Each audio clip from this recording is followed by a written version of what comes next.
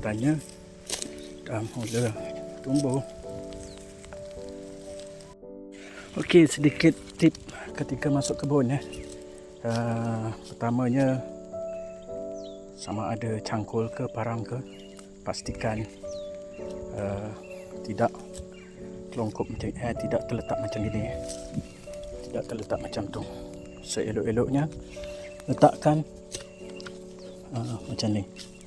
Letakkan macam ni supaya andainya kita berjalan dan ada tunggul kayu yang timbul macam ni, macam ni lah, tunggul besar sedikit.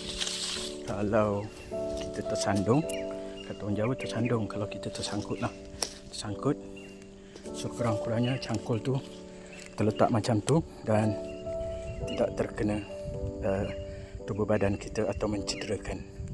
Itu antara tip yang pertama. Okey, tip yang kedua. Nah, ni dia. Parang ni pastikan dalam keadaan macam ni.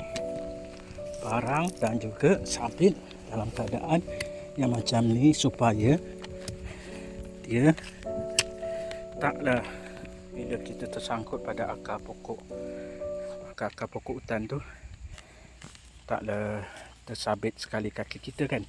Jadi jangan diletakkan seperti ini. Ni salah ni. Ataupun diletakkan macam gini. Atau diletak macam gini pun bahaya juga. Jadi jalan keselamatan kena letakkan di atas tanah supaya ianya tidak tersandung pada kaki kita.